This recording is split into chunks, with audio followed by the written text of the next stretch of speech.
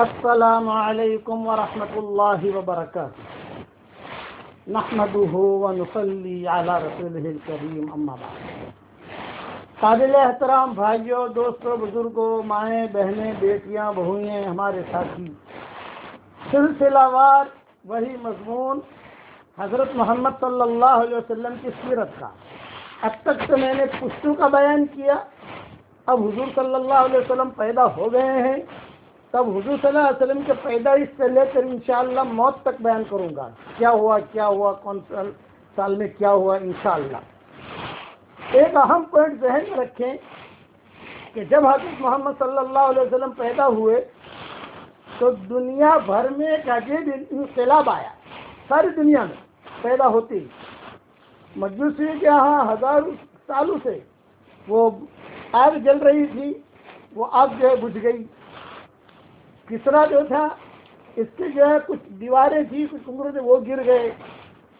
مکہ مکرمہ میں بھی عجیب حالتیں ہونی شروع ہو گئی، انوکھی. بیت اللہ کی دیواریں گری اور کھڑی ہو گئی. یہ سارے نظام چلتا رہا. لیکن عبد المطلب جو ہے، اب میں قصہ بیان کروں گا عبد المطلب کا اور حضرت آمنہ کا اور حضور صلی اللہ علیہ وسلم کا اور حلیمہ سعدیہ کا اور ام ایمن کا.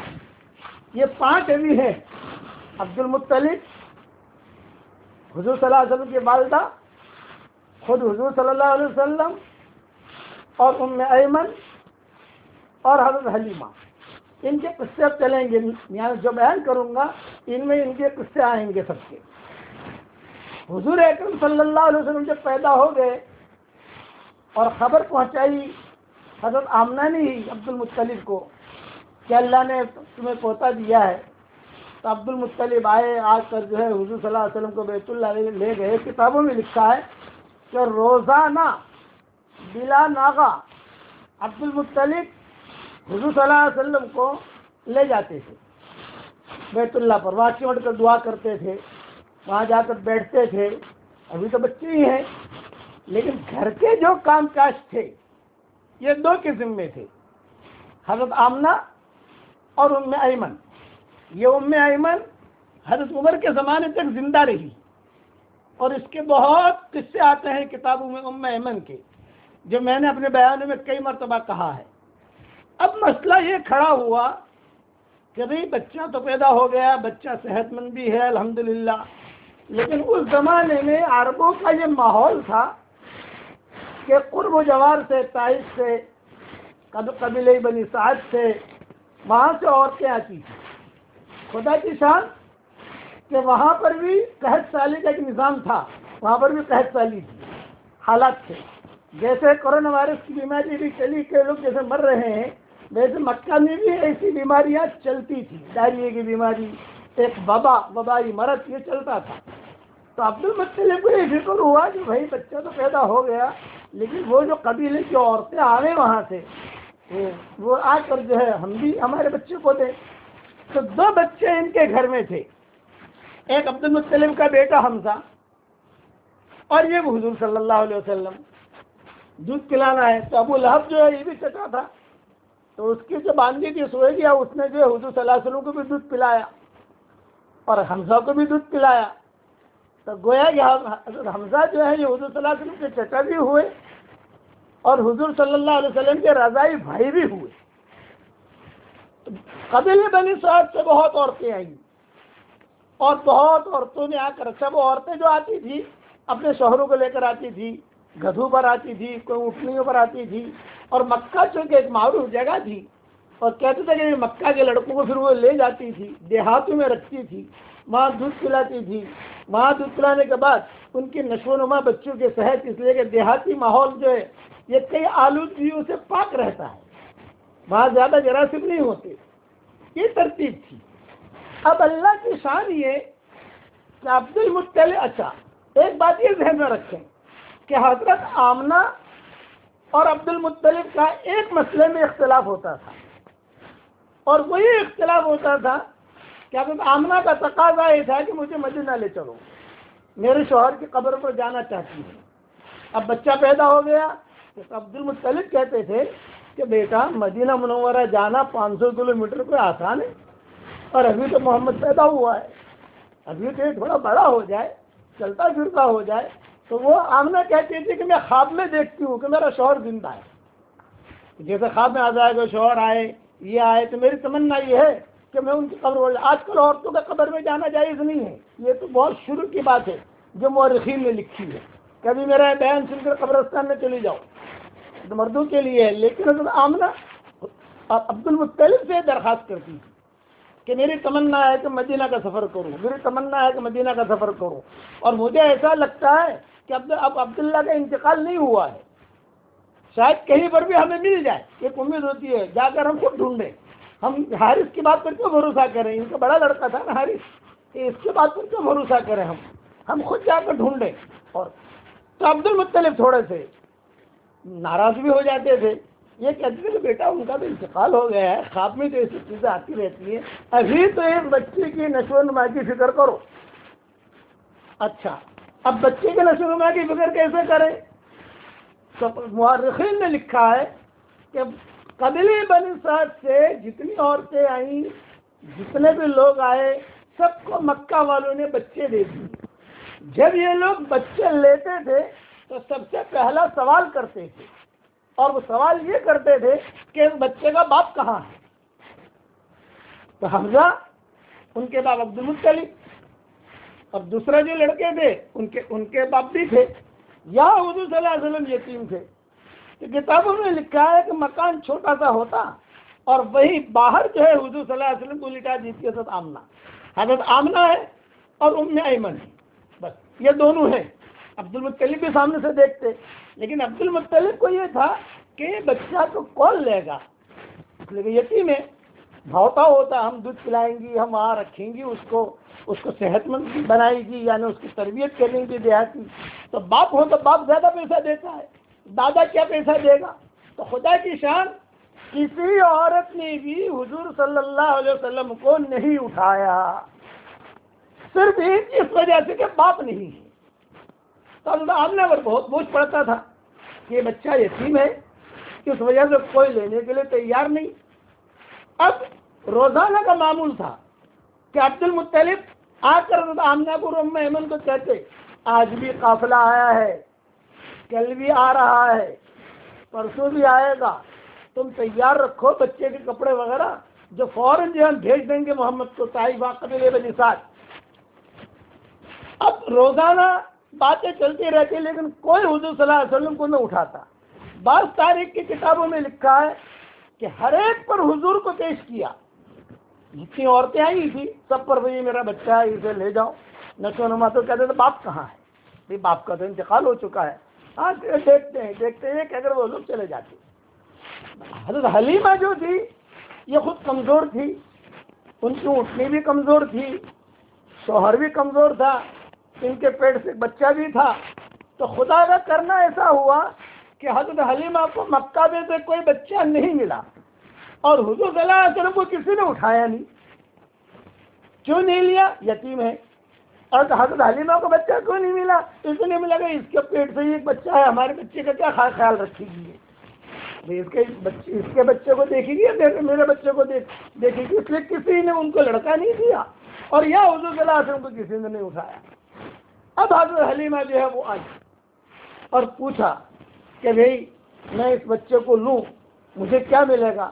تو حضرت آمنہ نے صاف صاف کہا، دیکھو یہ بچہ یتیم ہے، ہمارے پاس کچھ نہیں ہے، البتہ تم لاؤ گی، خدمت کر کے اسے بڑا کر کے تھوڑا سا روٹی کھاتا ہو جائے، آؤ گی تو جو ہم سے ہو سکے گا وہ ہم کریں گے، لیکن یہ کہ بھی تم سمجھو کہ جو بڑے بڑے مالداروں کے بچے ہیں اس طریقے سے یہ بچہ نہیں ہے۔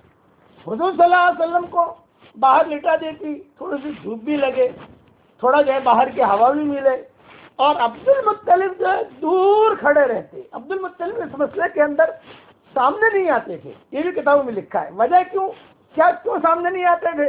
وجہ یہ ہے کہ یہ بڑے پورے مکہ کے بادشاہ تھے، تو یہ لوگ یعنی کہ بھائی میں اگر کسی کو کہوں وہ انکار کرے تو ذرا مجھے برا لگے گا، لیکن دور دور سے کھڑے رہ کر عبد المطلب واچ کرتے رہتے تھے، دیکھتے رہتے تھے کیا ہو رہا ہے کیا نہیں ہو رہا۔ آخر میں جو ہے حلیمہ نے اپنے شوہر سے مشورہ کیا، اور یہ مشورہ کیا، دیکھو کہ ہمیں تو کوئی بچہ ملا نہیں. یہ میاں بیوی مشورہ کر رہے ہیں کہ ہمیں تو کوئی بچہ ملا نہیں، خالی ہاتھ واپس جانا مکہ سے یہ بدفعلی ہے. یہ حلیمہ نے کہا. تو میری رائے تو یہ ہے کہ وہ اسی یتیم بچے کو لے لیں اور وہاں جا کر اس کی تربیت کرے، جو ملنا ہوگا ملے گا، جو بھی دے گا، جو بھی ہمیں پیسہ مل جائے. خالی ہاتھ کیوں جائیں؟ جب آئے ہیں تو ان کو ہی لے چلیں. تو ان کے شوہر نے کہا کہ ٹھیک ہے، لیکن شوہر نے کہا کہ اونٹنی ہماری کمزور، اس کے تھنوں میں دودھ نہیں، تو بھی کمزور، یہ کیسے ہوگا؟ لیکن حلیمہ نے کہا کہ نہیں. اس لیے حضور صلی اللہ علیہ وسلم حضرت حلیمہ کا بہت اکرام کرتے تھے. جب مکہ مکرمہ فتح ہوا تو حضور صلی اللہ علیہ وسلم کے پاس ایک بوڑھی عورت آئی. حضور نے کہا واہ واہ واہ واہ واہ واہ واہ واہ، مکہ فتح ہو گیا ہے. اور بوڑھی عورت آئی تو حضور نے سب صحابہ سے کہا دور ہو جاؤ، دور ہو جاؤ، دور ہو جاؤ، دور سے دیکھو. اور حضور اس بوڑھی عورت کے ساتھ بیٹھے مطاف میں اور باتیں کرنے لگے. تو لوگوں نے کہا کہ کون تھی وہ عورت؟ فرمایا وہ حضرت حلیمہ تھی. پرانے قصے ان کو یاد آئے. یہ حضرت حلیمہ کا بہت اکرام کرتے تھے حضور صلی اللہ علیہ وسلم، اور ام ایمن کا بھی بہت اکرام کرتے تھے. اچھا، اب حلیمہ سے بات کیا کریں؟ تو ام ایمن نے بات کرنی شروع کی. تو ام ایمن کی زبان میں لکنت تھی، وہ ڈھنگ سے بات نہیں کر سکتی تھی. آپ صلی اللہ علیہ وسلم کو جب نبوت ملی تو ام ایمن آتی مسجد نبوی میں اور یعنی سلام کرتی تو حضور کہتے تو سلام مت کر، ماں سلام مت کر، ماں سلام مت کر، بغیر سلام کے آگے بیٹھ جاؤ. کہ ان کی زبان میں لکنت تھی. وہ کہنا چاہتی تھی سلام اللہ علیکم، یہ کہنا چاہتی تھی، لیکن زبان میں لکنت کی وجہ سے کہتی تھی سلام لا علیکم. یہ تو دعا ہو گئی. تو حضور صلی اللہ علیہ وسلم کہتے ہیں کہ بس سلام لے لیا. چل دور سے جب ام ایمن آتی اپنی لاٹھی کو لے کر، حبشن عورت تھی یہ، اور وہ جب آتی تو حضور وہیں بیٹھے بیٹھے مسجد نبوی میں کہتے بس سلام مت کرنا، ہم نے لے لیا تیرا سلام، وعلیکم السلام، وعلیکم السلام، سلام مت کرنا. تو صحابہ ہنستے تھے. تو آپ نے فرمایا کیوں ہنسے؟ کیوں؟ فرمایا کہ حضرت آپ نے اس کو منع کیا سلام کرنے سے. تو آپ نے ایک جملہ فرمایا کہ اس کا ظاہر یہ ہے کہ اس کا چہرہ بھی کوئی قبول صورت نہیں، اور اس کا ظاہر یہ ہے کہ زبان میں لکنت ہے، لیکن اس عورت کا اللہ کے یہاں اتنا اونچا درجہ ہے ام ایمن کا کہ جنت میں چلتے پھرتے میں نے ام ایمن کو دیکھا ہے. یہ حضور صلی اللہ علیہ وسلم فرماتے تھے. کبھی کبھار وہاں مشورے میں حضور صلی اللہ علیہ وسلم بیٹھتے تو یہی ام ایمن کوئی مشروب لے کر آتی حضور صلی اللہ علیہ وسلم کے پاس، اور سارے صحابہ بیٹھے ہوتے اور کہتی کہ محمد پی لو. آپ فرماتے بھی مجھے حاجت نہیں ہے اور مجھے ابھی کوئی ضرورت بھی نہیں ہے. تو ام ایمن کہتی ماں دے رہی ہے، پی لو. تو حضور صلی اللہ علیہ وسلم پیتے اور ایک جملہ کہتے کہ مجھے اس عورت سے ماں کا پیار ملتا ہے. شروع سے رہی ہے، عبداللہ کی باندھی تھی، اور پھر حضرت آمنہ کے ساتھ رہی، اور پھر سارے سفروں میں یہ رہی. تو یہ جو ہے معاملہ طے کرتی حضرت حلیمہ کے ساتھ کسی کے ساتھ. زبان میں لکنت تھی، اس لیے زیادہ برابر ڈھنگ سے بول نہیں سکتی تھی ام ایمن. حضرت عمر کے زمانے سے یہ زندہ رہی، مسجد نبوی کے باہر ہی رہتی تھی. حضور صلی اللہ علیہ وسلم بہت خیال کرتے تھے ام ایمن کا، حضرت حلیمہ کا. حضرت حلیمہ کی بیٹی تھی شیمہ، ان کا جو پرانے قصے حضور کے یاد تھے. اب مسئلہ یہ ہوا کہ جب حضرت حلیمہ اور ان کے شوہر یہ جب معاملہ کرنے کے لیے آئے تو ام ایمن نے بات شروع کی. حضرت آمنہ جو ہے یہ شرمیلی مزاج کی تھی. سامنے سے عبد المطلب آ گئے کہ چلو میں معاملہ کرتا ہوں. جب عبد المطلب آئے تو حلیمہ بھی ڈر گئی کہ اتنا بڑا آدمی، شوہر بھی ڈر گیا اتنا بڑا آدمی. چنانچہ طے ہوا، حضور صلی اللہ علیہ وسلم کو لے جانا طے ہوا کہ حضور جائیں. اب یہ ہوا کہ ام ایمن بھی ساتھ جائے یا نہ جائے. تب آمنہ نے کہا کہ نہیں، ام ایمن میرے پاس رہی، مجھے تو گھر میں ضرورت ہے، بچہ بھی نہیں، ام ایمن بھی چلی جائے، گھر میں اکیلی ہوں، ام ایمن میرے ساتھ اور یہ بچے کو لے جاؤ. اچھا، معاملہ کیا ہو گیا؟ اس زمانے میں ایک ٹیسٹ ہوتا تھا، ٹیسٹ یہ سمجھانے کے لیے کہتا ہوں، امتحان. وہ امتحان یہ ہوتا تھا کہ جو لے جانے والی عورت ہے، جیسے حلیمہ لے جانے والی ہے، تو سب پہلے اس گھر والوں کے سامنے بچے کو دودھ پلاتی تھی. بچہ دودھ پیتا ہے کہ نہیں پیتا؟ کسی کے گھر سے بھی کوئی بھی عورت بچہ لے گا تو ٹیسٹ پہلے ہوگا، وہ یہ ہوگا بچے کو ہمارے سامنے دودھ پلاؤ، بچہ پیتا ہے کہ نہیں پیتا. ہاں پی رہا ہے بچہ، سمجھ لو ابھی بچہ بعد میں بھی دودھ پیے گا. تو یہی ٹیسٹ یہاں پر بھی ہوا حضور صلی اللہ علیہ وسلم کا. عبد المطلب کھڑے ہیں، ان کے شوہر بھی کھڑے ہیں، حلیمہ بھی کھڑی ہے، ام ایمن بھی ہے، حضرت آمنہ بھی ہے. یہ فرمایا کہ یہ بچہ جائے گا، چلو اس بچے کو پہلے دودھ پلاؤ. چنانچہ کتابوں میں لکھا ہے کہ اونٹنی پر بیٹھ کر حضور صلی اللہ علیہ وسلم کو جو لیا اور اپنی چھاتی منہ میں دی تو حضور نے ایک دم غصے میں منہ پھیر لیا، دودھ نہیں پیا. اب یہ دوسرا ٹینشن کھڑا ہو گیا. حضرت آمنہ کی آنکھوں میں آنسو آ گئے کہ بچہ تو دودھ نہیں پی رہا ہے، اب کیسے اس کی پرورش ہوگی، کیسے یہ کرے گا. تو پھر جو ہے وہ ایک دم سے یعنی بار بار وہ کوشش کرتے رہی حلیمہ، لیکن حضور نے جب بھی چھاتی کو منہ لگاوے حضور غصے سے یوں منہ موڑ لگے، دودھ پیو ہی نہیں. تو یہ ام ایمن نے کہا کہ دوسری چھاتی دو. اب جب دوسری چھاتی دی حضور صلی اللہ علیہ وسلم نے گڑ گڑ دودھ پینا شروع کر دیا. یہ ٹینشن بھی دور ہو گیا. چلو اللہ کا شکر. اب روانہ ہوئے. حضرت حلیمہ خود کمزور تھی، ان کی اونٹنی بھی کمزور تھی، لیکن حضور صلی اللہ علیہ وسلم کے بیٹھتے ہی اونٹنی طاقت والی بن گئی. اس کے تھنوں میں دودھ آ گیا اور تھنوں میں دودھ آ کر جو ہے حلیمہ نے بھی کیا، اپنے شوہر کو پلایا.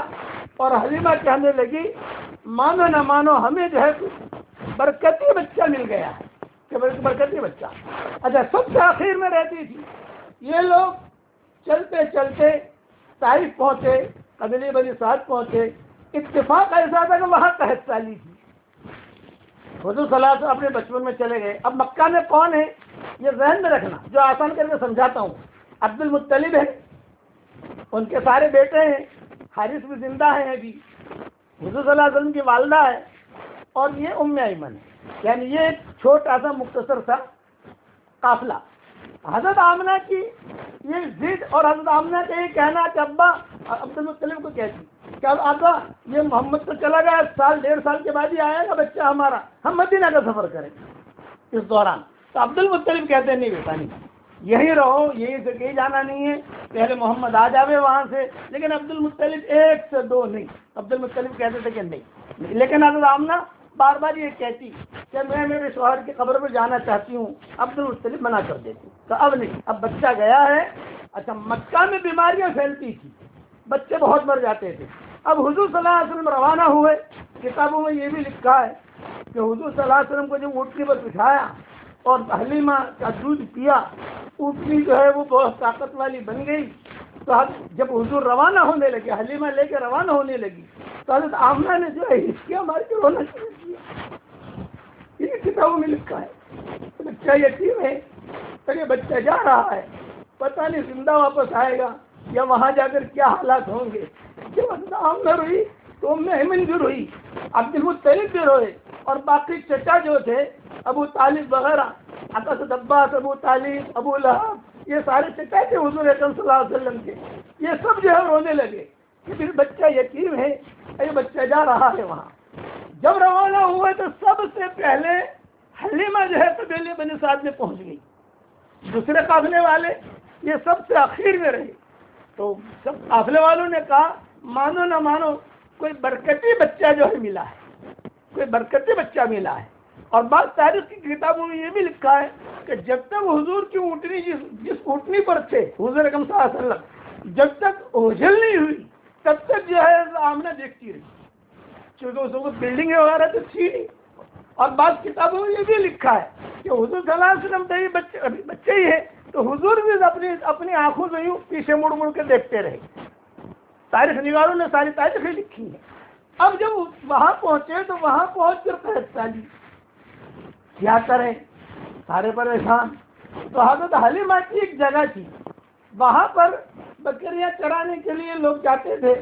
جب وہاں پہنچے تو ان کے یہاں اللہ تعالیٰ گھاس اگا دیتا تھا. تو پورے قبیلے بنی سعد والے انہی کی زمین پر اپنے جانوروں کو بیچتے تھے. باقی ان کے یہاں تو خشک سالی تھی، سب جو ہے بھوکے مر رہے تھے. لیکن حضرت حلیمہ کے یہاں برکت ہی برکت.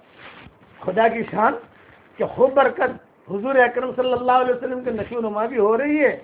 سال ڈیڑھ سال اب کا ہو گیا تو شوہر نے اور بیوی نے مشورہ کیا، حلیمہ نے اور ان کے شوہر نے، کہ بھئی اتنا وقت ہو گیا ہے، اب یہ بچہ جو ہے کچھ کھانا کچھ کھا بھی رہا ہے، کچھ روٹی بھی ہے، تو ہم لے جاویں اور وہاں لے جا کر پھر سے ہم بنی سعد لے آئیں۔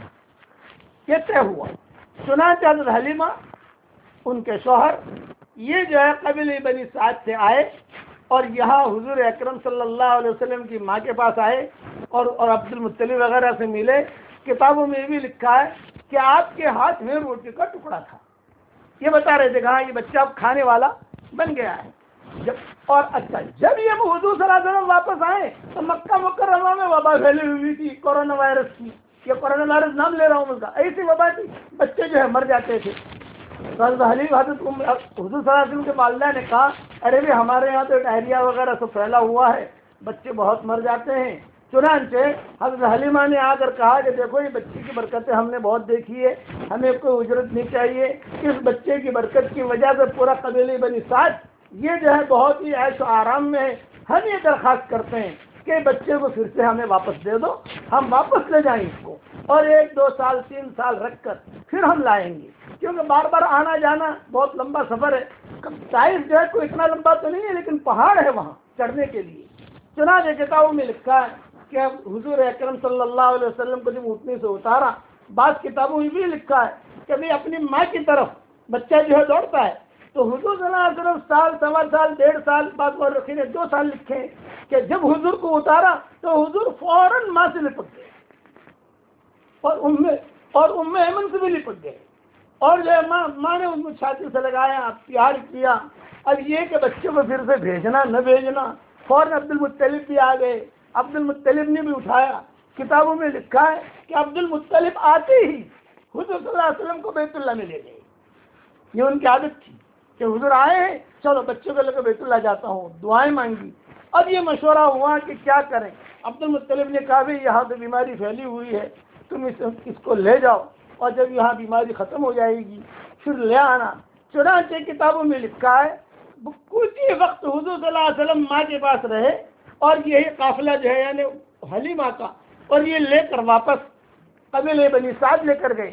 جب حضور روانہ ہو رہے تھے تو آمنہ پر بہت اثر تھا اور ام ایمن پر بھی اثر تھا، عبد المطلب پر بھی اثر تھا، اور بہت کبھی بچہ آیا بھی ایسے وقت میں بھی یہاں بیماریاں پھیلی ہوئی ہیں۔ چنانچہ حضور اکرم صلی اللہ علیہ وسلم کو لے کر واپس حضرت حلیمہ جو ہے یہ قبیلہ بنی سعد پہنچی۔ 3 سال کی آپ کی عمر ہوگی وہیں پر، تو 3 سال کی عمر میں بچہ کھیلتا ہے، دوڑتا ہے، کوئی چیز بیٹا یہ لے آؤ، ہمارے یہاں بھی پوتے پوتیاں ہیں، 3 سال کی عمر میں تھوڑا سا یعنی چلنا پھرنا بچے کا شروع ہو جاتا ہے۔ تو حضرت حلیمہ روزانہ حضور صلی اللہ علیہ وسلم کو ان کے جو رضائی بھائی تھے ان کے ساتھ جنگل میں بھیجتی تھی بکریاں چرانے کے لیے کہ جاؤ کہ بچوں کے ساتھ کھیلو کودو۔ وہاں جا کر جو ہے بہت بڑا زبردست قصہ ہوا، جبریل آئے، فرشتے آئے، زمزم کا پانی لائے، سونے کا تخت لائے۔ آپ کی عمر 3 سال کی تھی، باقی تفصیل پہ پوری کروں گا انشاءاللہ۔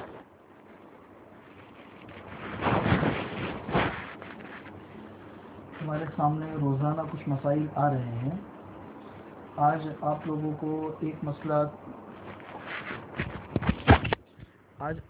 کو یہ مسئلہ سمجھانا ہے کہ لوگ یہ بھی سوال کرتے ہیں، جیسے دکان کا جو اسٹاف ہوتا ہے، تو دکان کا اسٹاف، ابھی تو دکانیں بھی بند ہے، فیکٹریاں بھی بند ہے، سارے کام کاج بند ہے، تو ظاہر سی بات ہے ہر چیز بند ہونے کی وجہ سے دکان کا اسٹاف کام بھی نہیں کر پا رہا ہے، کر بھی نہیں رہا ہے اور کر بھی نہیں پا رہا ہے، مجبوری ہے۔ تو ان دنوں کا ان کو تنخواہ دینی چاہیے یا نہیں دینی چاہیے؟ دوسرا مسئلہ لوگ پوچھتے ہیں کہ جیسے بہت سے کرایہ دار ہوتے ہیں، ہمارا جیسے آپ کا گھر کسی کو کرائے پر دیا ہوا ہے یا دکان کرائے پر دی ہوئی ہے، تو سامنے والے سے کرایہ لے سکتے ہیں یا نہیں لے سکتے ہیں؟ تو یہ دونوں مسئلے ایک ساتھ میں آپ لوگوں کو سمجھا دوں کہ اجارہ جو ہے، اجارہ کرایہ داری، اس کی 2 قسمیں فقہا نے لکھی ہے۔ ایک اجارت الاعیان ہوتی ہے، ایک اجارت المنافع ہوتی ہے۔ اعیان کا اجارہ تو یہ ہے کہ جیسے آپ نے اپنی جگہ، دکان یا مکان کسی کو کرائے پر دیا، اس جگہ سے وہ فائدہ حاصل کرتا ہے اور اس فائدے کے بدلے میں پھر وہ آپ کو مہینے کا کرایہ دیتا ہے، جتنا بھی کرایہ ہو۔ اور دوسرا ہے اجارت الاعمال۔ اجارت الاعمال کا مطلب یہ ہے کہ اگر آپ کسی دکان پہ یا کسی بھی ادارے میں آپ کام کرتے ہیں تو آپ 6 گھنٹہ 7 گھنٹہ 8 گھنٹہ 10 گھنٹہ وہاں پہ اپنے آپ کو لگاتے ہیں اور اس کے عوض میں آپ کو تنخواہ ملتی ہے. یہ بھی اجارے کی ایک شکل ہے کہ دکاندار جو ہے یا وہ ادارے والا آپ کے عمل سے فائدہ اٹھاتا ہے اور پھر اس کے بعد آپ کو تنخواہ دیتا ہے. تو یہ دونوں شکلیں اجارے کی ہے. تو فقہی اعتبار سے اگر دیکھنے جائے فقہی اعتبار سے تو مسئلہ تو بالکل صاف ہے کہ جب کام نہیں تو پھر ظاہر سی بات ہے اجرت بھی نہیں. اور جو لوگ گھروں سے فائدہ اٹھا رہے ہیں دکان سے فائدہ اٹھا رہے ہیں تو ظاہر سی بات ہے کہ کرایہ بھی ان لوگوں کے اوپر لازم ہونا چاہیے. شرعی اعتبار سے فقہی اعتبار سے یہ چیز ہے. لیکن بہت سی مرتبہ بعض حالات میں شریعت جو ہے وہ دوسری چیزوں کی طرف بھی متوجہ کرتی ہے کہ اس وقت جو ہے وہ ہر انسان پریشان ہے حالات میں ہے تو اخلاق اور انسانیت کے تقاضے کو سامنے رکھتے ہوئے ہمیں ان چیزوں کو لینا چاہیے. بہت سی مرتبہ ایسا ہوتا ہے کہ انسان کو فتوے سے آگے بڑھ کر تقوی پر عمل کرنا پڑتا ہے. تو اس وقت میں آپ کے وہاں پہ جو لوگ کام کرتے ہیں اگر وہ مجبور ہے پریشان ہے تو ظاہر سی بات ہے اس وقت میں ان کو ضرور خیال رکھنا چاہیے ان لوگوں کا. اور جو لوگ اگر آپ کسی کا گھر استعمال کرتے ہیں یا کسی کی دکان استعمال کرتے ہیں تو بہت سی مرتبہ ایسا ہوتا ہے کہ سامنے والے آپ کا جو کرایہ ہے اس کرائے سے ہی سامنے والے کا گھر چلتا ہے تو سامنے والے کی رعایت رکھے. بہت سی مرتبہ ایسا ہوتا ہے کہ آپ کے پاس میں ہے لیکن جو کرائے کے اوپر ہے تو اس کے پاس آمدنی کا کوئی ذریعہ نہیں ہے تو جو کرائے پر دینے والا ہے وہ تھوڑی سی رعایت رکھے. یعنی یہ معاملہ آپسی رعایت کا ہے اور اخلاق اور انسانیت کو سامنے رکھنے کا ہے. ان باتوں کو اگر سامنے رکھیں گے تو انشاءاللہ ہر ایک کی رعایت بھی ہوگی اور کسی قسم کا کوئی جھگڑا بھی نہیں ہوگا. دوسرا مسئلہ یہ ہے اس کا تعلق فقہی مسئلے سے نہیں ہے لیکن چونکہ یہ سوالات آتے رہتے ہیں اس لیے میں اس کا جواب دیتا ہوں کہ لوگ یہ سوال کرتے ہیں کہ بے حدیث ہے حدیث کے اندر حضور اکرم صلی اللہ علیہ وسلم نے ارشاد فرمایا ہے کہ علی انقاب المدینۃ ملائکۃ لا يدخلها الطاعون ولا الدجال کہ مدینہ منورہ کے راستوں کے اوپر اللہ تبارک و تعالیٰ نے فرشتوں کی فوج بٹھا کے رکھی ہے جن کی وجہ سے طاعون بھی مدینہ میں داخل نہیں ہو سکتا اور دجال بھی مدینہ منورہ میں داخل نہیں ہو سکتا. اب جو مذکورہ صورتحال ہمارے سامنے ہے تو اس کے اندر اگر ہم دیکھیں تو یہ جو کورونا وائرس ہے یہ مدینہ میں بھی پہنچ چکا ہے مکہ مکرمہ میں بھی پہنچ چکا ہے تو پھر حدیث کا کیا مطلب ہوگا؟ اس لیے کہ حدیث تو حضور اکرم صلی اللہ علیہ وسلم کی اتنی پکی ٹھپکی ہوتی ہے کہ اس کے اوپر ذرا بھی کوئی اشکال نہیں کر سکتا. تو اس کے مختلف جوابات ہیں. ایک جواب تو علامہ ابن حجر عسقلانی رحمۃ اللہ علیہ نے جو بخاری کے بہت بڑے شارح ہیں ان کے نام سے بہت سے لوگ واقف ہیں انہوں نے جواب دیا ہے کہ طاعون 2 طرح کا ہوتا ہے. طاعون کے سبب 2 طرح کے ہوتے ہیں. ایک طاعون تو وہ ہوتا ہے جو آب و ہوا کے ناموافق ہونے کی وجہ سے پھیلتا ہے اور دوسرا طاعون وہ ہوتا ہے جو شیاطین اور جنات پھیلاتے ہیں. تو حدیث میں جس طاعون کے مدینہ منورہ میں داخل نہ ہونے کی بات کہی گئی ہے اس سے مراد وہ طاعون ہے جو شیاطین اور جنات پھیلاتے ہیں. کہ حضور اکرم صلی اللہ علیہ وسلم کے کہنے کا مقصد یہ ہے کہ شیاطین اور جنات جو طاعون پھیلاتے ہیں وہ والا طاعون مدینہ منورہ میں داخل نہیں ہو سکتا. دوسرا جواب یہ کہ طاعون اور کورونا ان دونوں کے اندر بہت بڑا فرق ہے تو دونوں وبائی بیماری متعدی بیماری طاعون بھی ہے اور کورونا بھی ہے دونوں لیکن دونوں کے اندر بہت بڑا فرق ہے. کورونا جو ہے یہ وائرس سے پھیلتا ہے اور طاعون جو ہے یہ بیکٹیریا سے پھیلتا ہے. بیکٹیریا بنانا یہ انسان کے ہاتھ میں نہیں ہے یہ فطری چیز ہوتی ہے اور وائرس انسان بنا سکتا ہے. تو دونوں کے اندر فرق بہت بڑا ہے دونوں وبائی بیماری. تو حضور اکرم صلی اللہ علیہ وسلم نے جو بات کہی ہے وہ خاص طاعون کے بارے میں ہے اور کورونا جو ہے یہ طاعون کے زمرے کے اندر نہیں آتا ہے یہ مستقل ایک الگ چیز ہے. اسی لیے ایک کتاب کے اندر لکھا ہوا ہے کہ ابو الاسود کہتے ہیں کہ میں حضرت عمر رضی اللہ تعالیٰ عنہ کے زمانے میں مدینہ منورہ میں گیا تو وہاں پہ وبا پھیلی ہوئی تھی اور بہت کثرت سے لوگ مر رہے تھے. تو وہ جو وبا تھی وہ بھی متعدی تھی لیکن وہ طاعون نہیں تھا. اس لیے حضور اکرم صلی اللہ علیہ وسلم کی جو حدیث ہے وہ خاص طاعون کے بارے میں ہے جو بیکٹیریا سے پھیلتی ہے اور یہ کورونا جو ہے یہ طاعون کے زمرے میں نہیں آتا ہے. اس لیے حدیث اپنی جگہ پہ بالکل صحیح ہے. اللہ تعالی ہمیں حدیث کو سمجھنے کی توفیق نصیب فرمائے.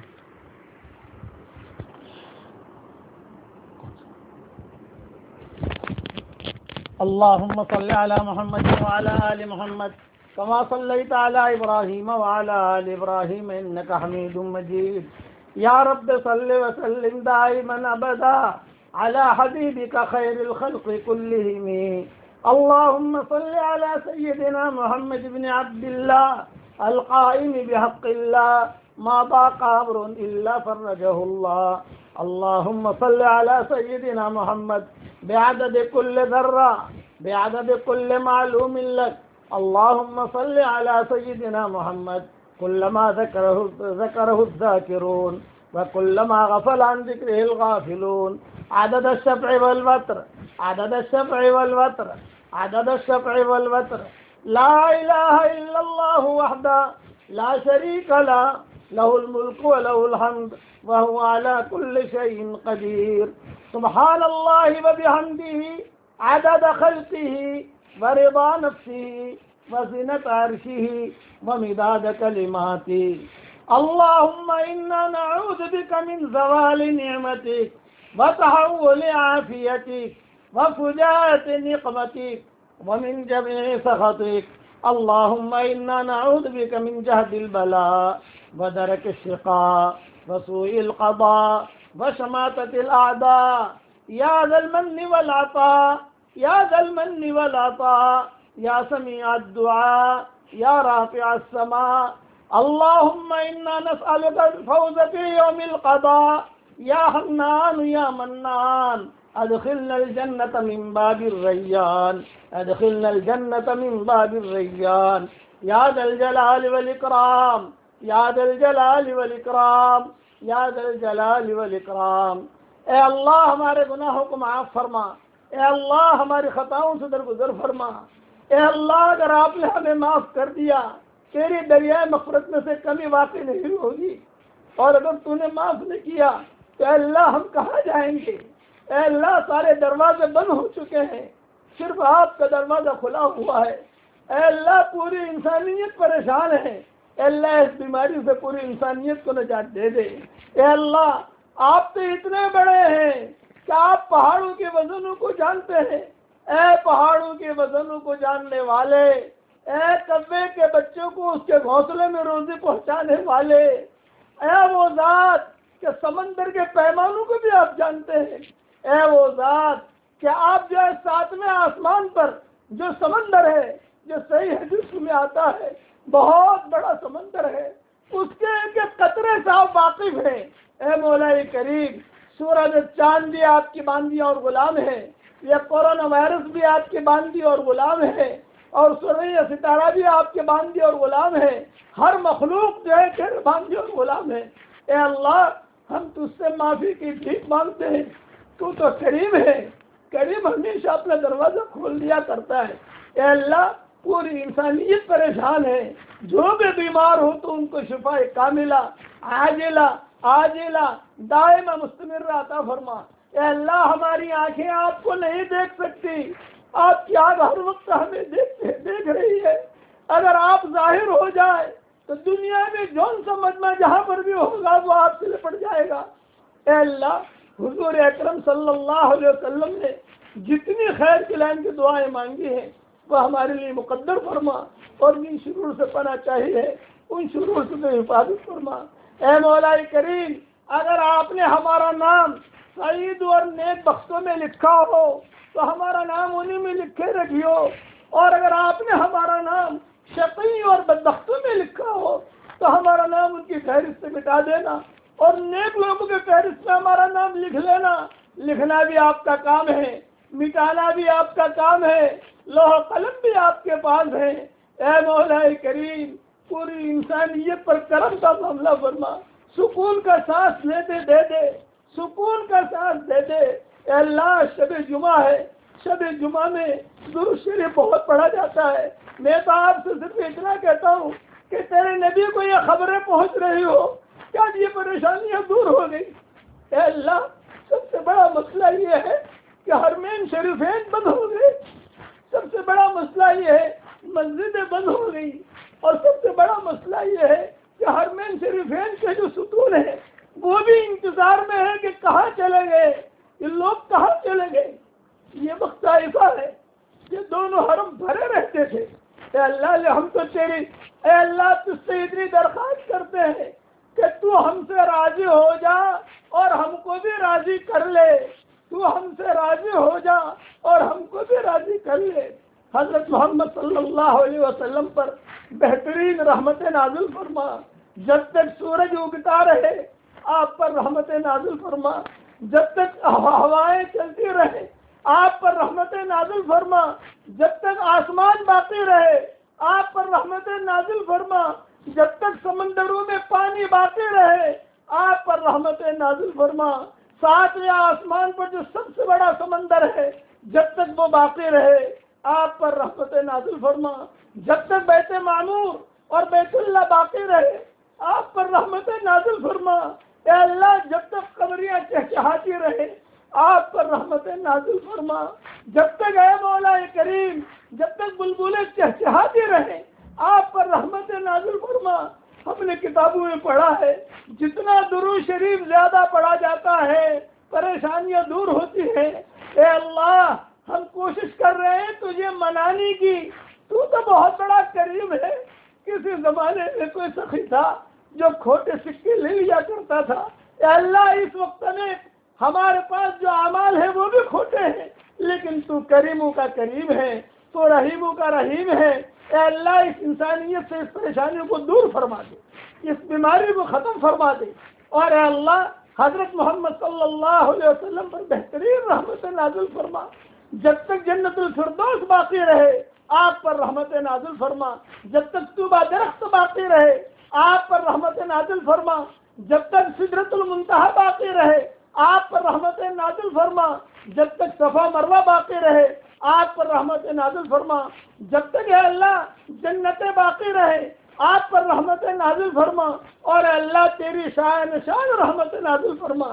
اے اللہ ہم گواہی دیتے ہیں، ہماری گواہی دینے کو قبول فرما۔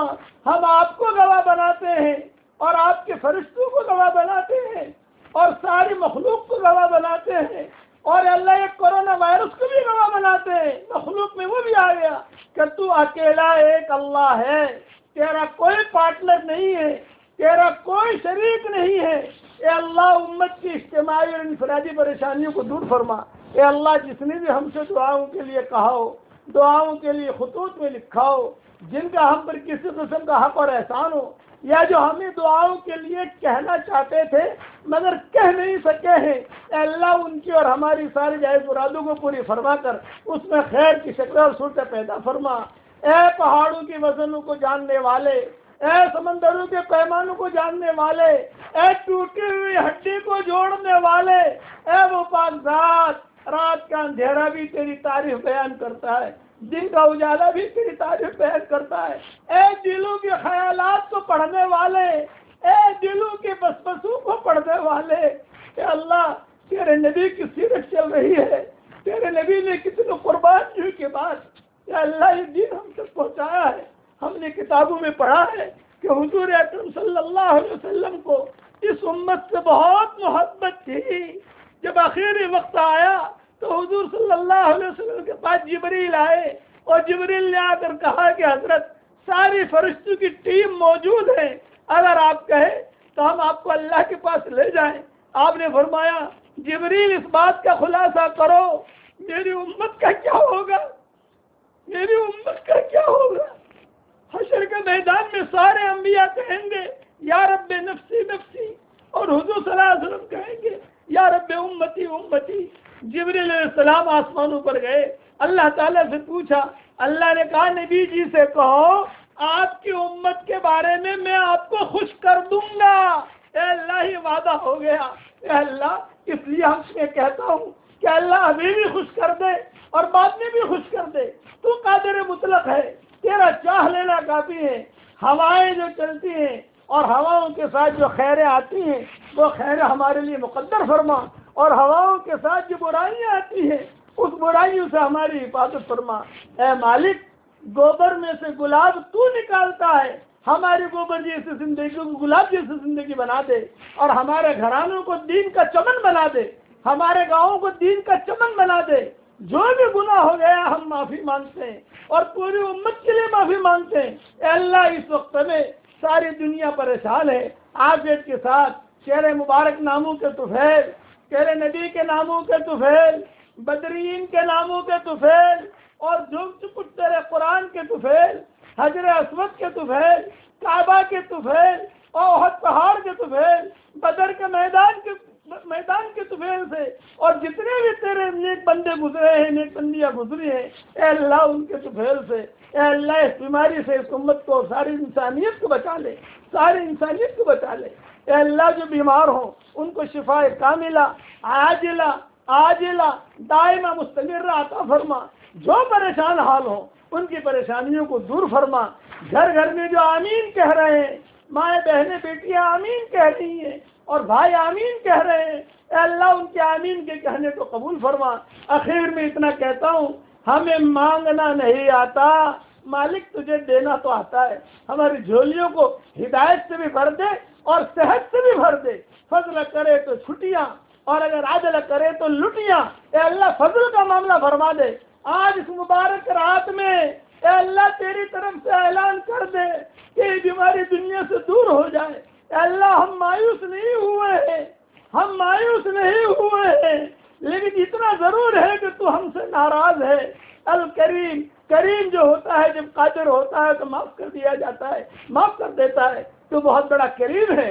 اے اللہ انسانیت پر رحم کرم کا معاملہ فرما، اور اپنے فضل و کرم سے ہماری ساری دعاؤں کو قبول فرما۔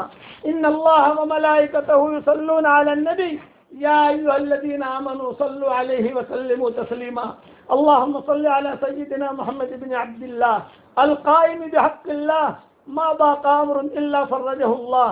سبحان ربك رب العزة عما يصفون وسلام على المرسلين والحمد لله رب العالمين۔